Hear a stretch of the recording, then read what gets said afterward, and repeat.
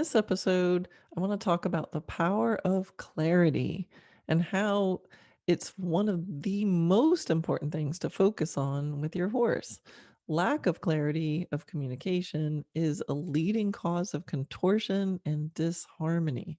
So, when you're able to find clarity, you and your horse are both going to be much happier. So, here we go. Episode 16, The Power of Clarity.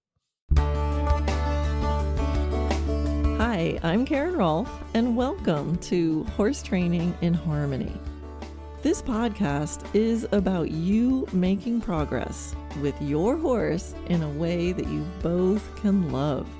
It's about learning how to move and be in harmony.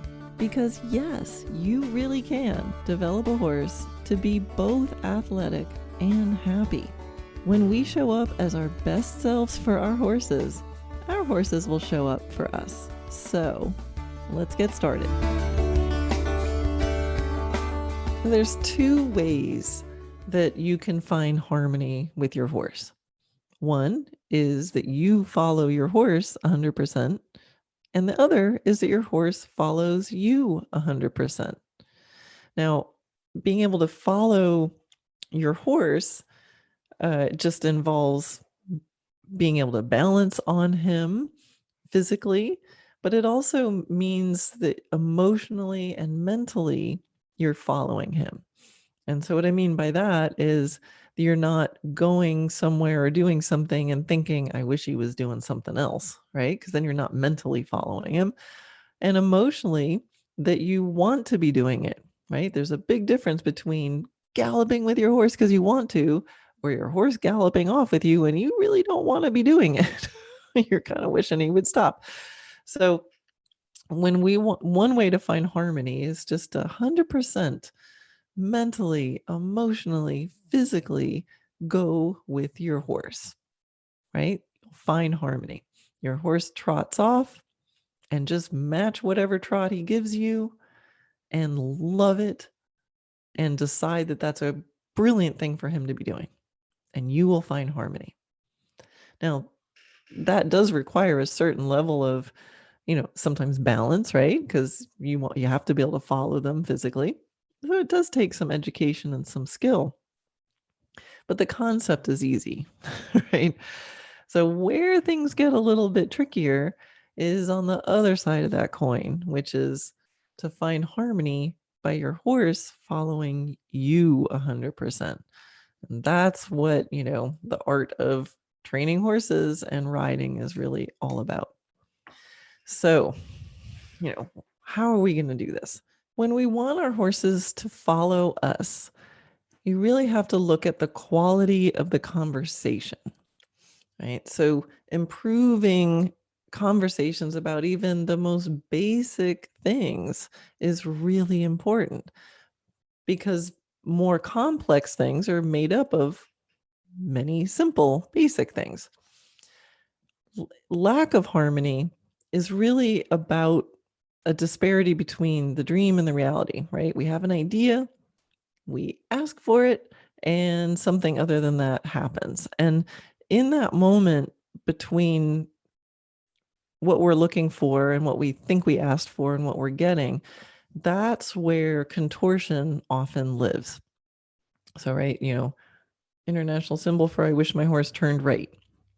You asked for something, it didn't quite happen, and now you're contorted. And so every time that I look at a horse and a rider, or when I'm evaluating my own time with my horses, I'm always trying to find the contortion. Like, why am I holding tension here? What am I doing here? And even the contortion can be in my brain. It's like that feeling of, it's not quite there, right? Because when you're having clarity and harmony with your horse, it usually feels just like breathing, right? You're like, yes, would you do this? Yes. And it feels flowing like that. So what I'm looking for when I put my harmony filter on, my clarity filter on, is like, where are those bits of tension? Where is the flow stopping? So in a previous podcast, when I was talking about the 9 habits for excellent horsemanship, clarity is one of those habits. And I mentioned that clarity comes from an intention passing through a mind free of judgment, a body free of brace, and a heart that is open. So that really is emphasizing the mental, emotional, and physical part of clarity. And so, what I wanted to talk about here a little bit more is an idea about getting 100%. So, when I teach students, I often will talk about 100%. Is your horse matching your picture? 100%? Did your horse is your horse at the energy level like 100%, or did he give you 80% of what you asked for? Or 120% of what you asked for? And in any yield, you hopefully have a picture of what you're asking your horse to do, and then you give the cue or the signal, or you embody it, and then something happens. And what is it that happened? And did it match it completely? So you're like, yes, yes, yes. Or is something else happening? And so what you want your conversation to feel like with your horse, and probably with anybody, is something like this. I ask my horse, would you fill in the blank? So, would you yield your forehand? And your horse goes, sure. Is this enough? And you go, yes, thank you. I mean, right? That's what it feels like when you're riding. You just like do it and they do it, and you're just like, ooh, it's over with. It's breathing, it's flowing. But how often, when you're asking your horses to do things, does it sound more like, hey, horse, do this? And the horse is like, what? And you're like, this. And then the horse goes, do you mean something sort of like this? And then the human says, well, kind of. And the horse says, well, do you want me to do it or not? And then the human says, well, I mean, whatever, it's pretty good. I mean, I guess for us, is it right? And so you see this, I hope some of you are chuckling because you recognize yourselves, because I see this happening all the time with students. And this is why I like to ask my students questions, because I want to hear what they're saying. And it's not just you guys. I figured this out because I could hear this kind of dialogue going on in my head. So the key is to really visualize what you're asking for, know what success is going to look like know what you want it to look like. So when your horse goes, is this it? You can go, oh, a little more, or more like this, or yes. And if they don't match your picture, then you need to get curious and figure out, how can I be clearer, right? How can I make this clearer? So you might change how you're asking for something. You might change, something so that you can better allow it to happen. Maybe you're getting in the way. You can thank them for every little bit of effort, but then you also want to let them know that you want it better next time. So often, let's take energy level, for example. I might, the student's asking their horse to go, and the horse gives some sort of effort, and then not much happens. So I might go, did your horse match your energy? And the student goes, no. I'm like, well, did you let him, how does he, did you let your horse know that you wanted more? And they might often say, well, no, because I mean, it was better than last time. It's like, okay, last time he gave you 20%, you gave him a little tap. This time he gave you 40%. That's like double. And so they get so excited that they did a little bit more that they reward that. I'm like, you're still rewarding only 40%. So this is where it might start to sound really harsh, or really demanding, or really, I'm dominating and I'm forcing submission. And it's not that at all. So that's why I want to talk about this, because getting 100% sounds a little bit close to like, you must do this because I said so. And it's not. So let's take this energy level again. And I have lots of videos about this in the video classroom.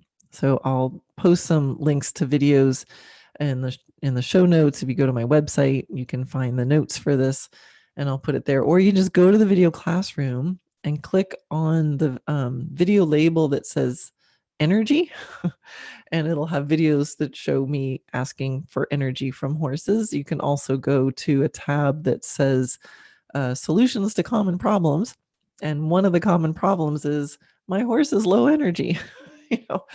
And so you'll see exercises for this exact thing that I'm going to describe in there.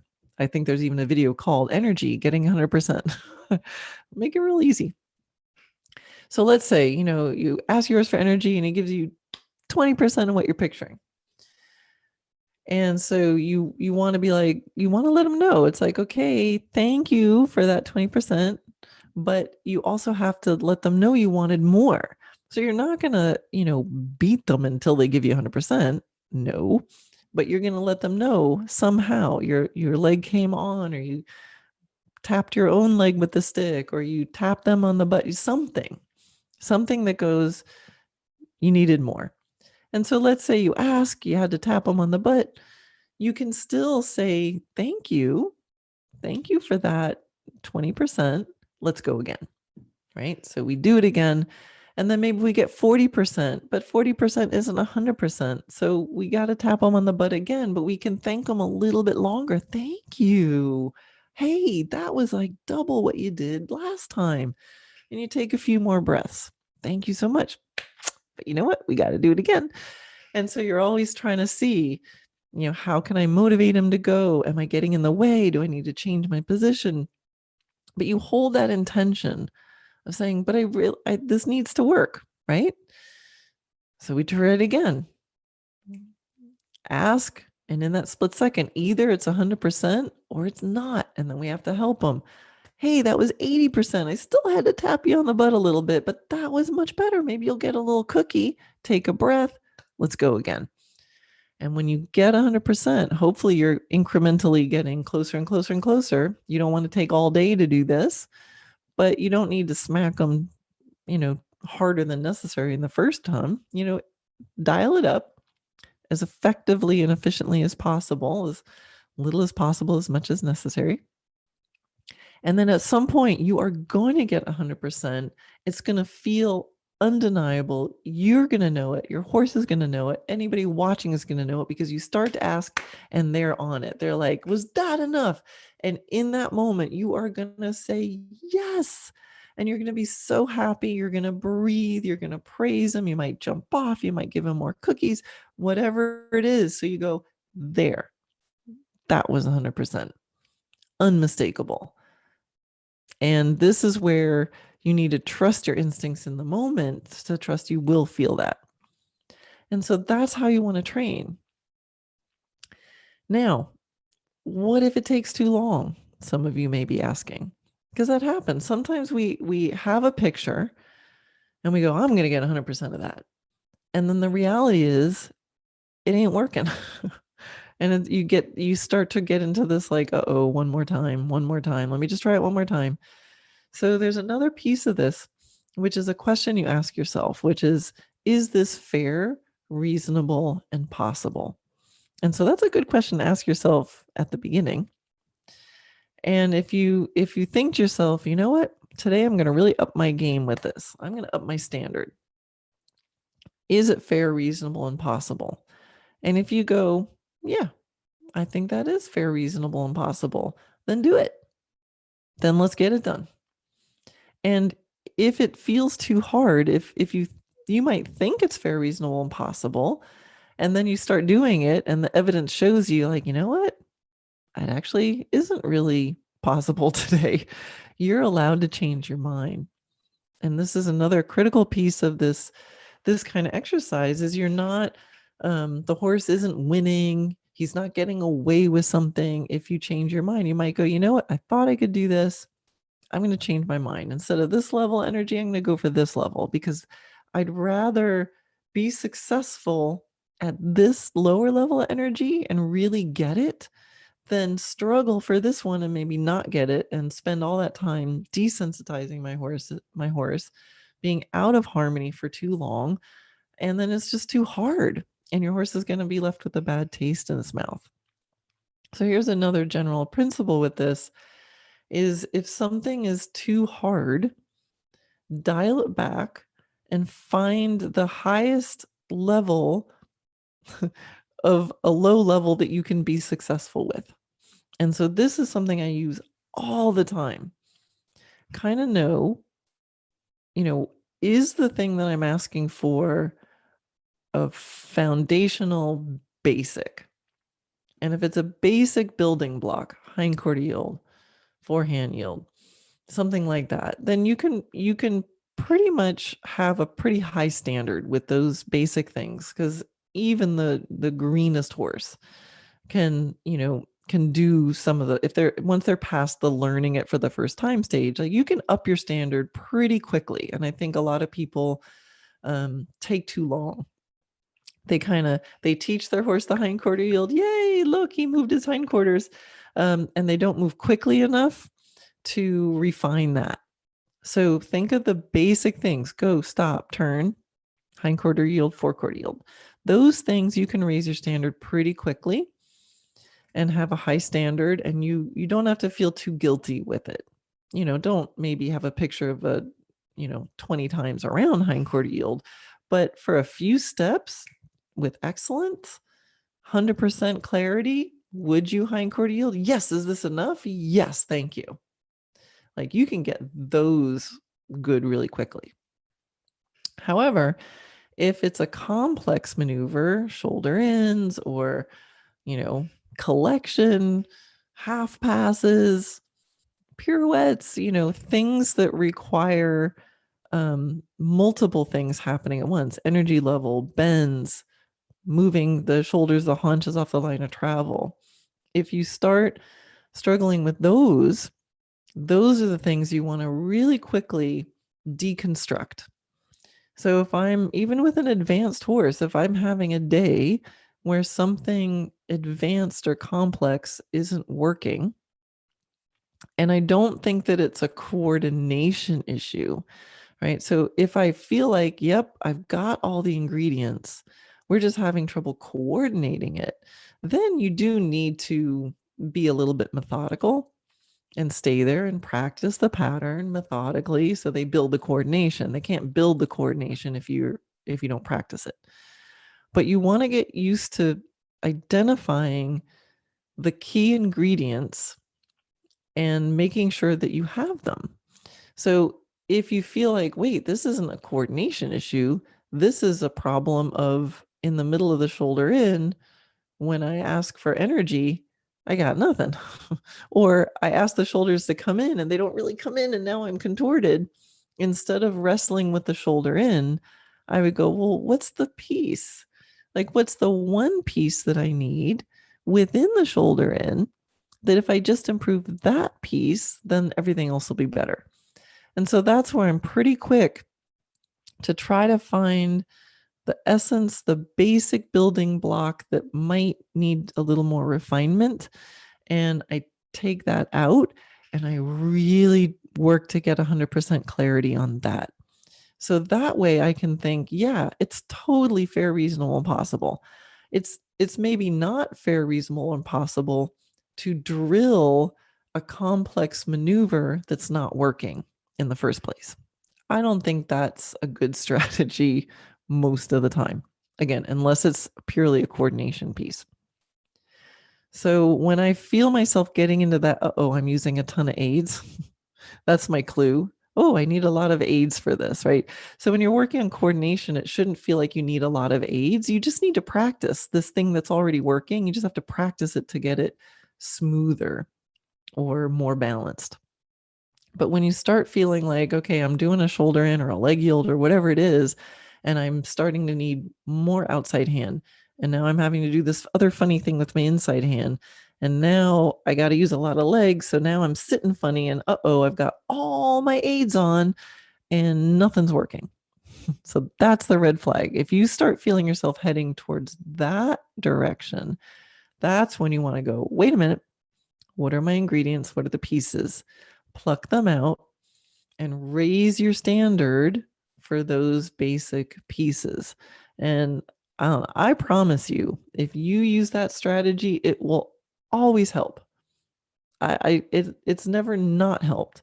And the worst case is you thought you wanted to come out and work on your leg yield zigzags, but oops, I had to work on the energy. I had to pluck out that ingredient. It's worth doing it today, so tomorrow is better. That's what training is. Working today, so tomorrow is better. So don't feel bad doing that. It's not going backwards. It's progress. And sometimes if you're not getting 100%, it might be a circumstance. So sometimes I've seen people playing online with their horse, and maybe they're really working on the energy level, and they're not noticing that the footing isn't so great that day. It's too hard, or it's too slippery, or they don't have a long enough line. And I might go, I think he needs a longer line.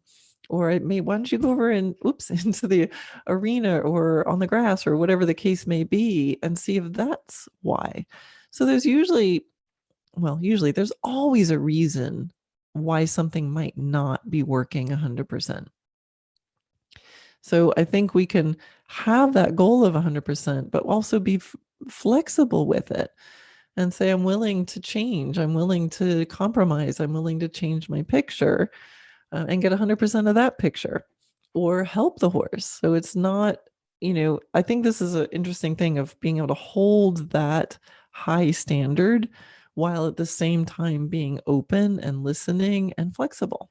There's an analogy that I like to use with the idea of basic ingredients versus complex ingredients. And you can think about the different basic pieces as instruments in an orchestra. So let's say, we have the violins, we have the cellos, we have the horns, we have the clarinets, things like that. The same way that we have systems when we're riding. We have the energy system, we have the bend system, we have the forehand mobility system and the hindquarter mobility system, and we have the posture system, and we have the line of direction system, things like that. So if you picture an orchestra, right? They practice at home individually. Each clarinetist goes home and learns their part. Sometimes in practice, maybe all the clarinets meet together and go over their parts, and the French horns work on their parts. And then they come together with the conductor, and everybody plays at once, right? So the conductor steps up, sets the timing, and we go. And during the performance, as they're playing, if the conductor doesn't just stand there and wait for something to go wrong and then smack them, right? The conductor is embodying what they want. If it's an energetic piece, they're energetic. If it's a flowy piece, they're flowy. And they might gesture to the violins, I need more violins. And they might gesture to the cellos, I need less cellos. Or they might be like, and you now very staccato, or whatever it is. And if things are going well, the conductor can gesture, and then they respond, and great, now he moves over and gestures to the horns and they respond. And this is what riding is like. We've practiced and we have the clarity. When I do this, I want you to get louder. When I do this, I want you to be more staccato, and it all goes on. But what happens if that doesn't work? I mean, can you imagine if the conductor gestures to the violins to go louder, and the violins are like, nah, not today. Not happening, right? The conductor would probably gesture a little, use a little stronger aid. Maybe I need to just be more obvious and gesture a little stronger. And if the violins were like, nah, don't really feel like it. If it was not a performance, and most of life is not a performance, the conductor would go, stop, everybody. Hey, violins, what's going on in that over there on measure 16? When I do this, I want you to play louder. Let's practice it a couple times. Ready? Okay. Oh, yeah, a little loud. Okay, good. Got it. All right, everybody, let's take it from the top. And they go again. So this is what it's like riding. When you have a complex maneuver, you've got to be aware of the basic systems in it. And as a conductor, you don't want to feel like you're playing all the instruments yourself, right? You can't be like holding the violins up and gesturing to the French horns, because guess what? You only have two arms. All right, when we ride, we have two arms and two legs, but you're going to run out of aids really quickly. So I love this analogy because this is what it feels like when I'm riding. I feel like I am the conductor. I'm embodying. I have the vision. I know what success looks like. I know what I'm trying to create, and I do my best to embody what I'm asking for. And then my arms and legs are there to help go, and no, a little more like this, and oop, you might want to do this, and oop, a little more energy here, oop, not a little bit there. But it's like call response, right? I ask, they go, okay. And then it's back to neutral and just setting the beat and going.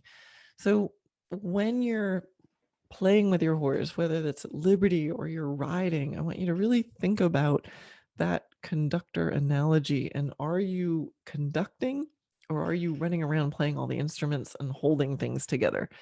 And to not be afraid to go, wait, everybody stop.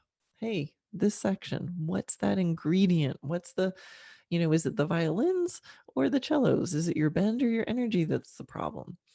And that's, I think, where it gets really fun and it gets really interesting, and where you can get these really delicious moments with your horse, because our horses, I do believe, completely 100% want to know what the heck we're talking about. And I think they find it interesting when we commit to clarity, right? Otherwise, they're just like, all right, I got a girth on, there's stirrups flapping, and there's some legs hanging down. I can tolerate that. We don't want to be another thing on them that they're kind of half ignoring. We want them to be like, ooh, what's she doing? What's that mean? Or at least that's what I want. So I think it's having this conversation with your horse and listening for when your horse goes, what? What was that? Uh, I guess she didn't really mean. Was that for me, or is she just like wiggling? And this comes in stages. When we're beginners, we want our horses to ignore most of what we do. But as you advance, if you want to progress, this is where it gets really, really fun. And I think our horses find it interesting. I think my horses find it interesting when I start getting detail and go, I feel you when I do this. I want you to do this. And I know you didn't feel it in this moment because this other stuff is going on, but let me go back and just get this one little piece 100%. And I'll adjust to help you get 100%. We're going to get 100%. That's when things get really, really interesting, and they get really engaged with you mentally, and you can find that harmony, right? That 100% clarity. And you've got to trust your instincts.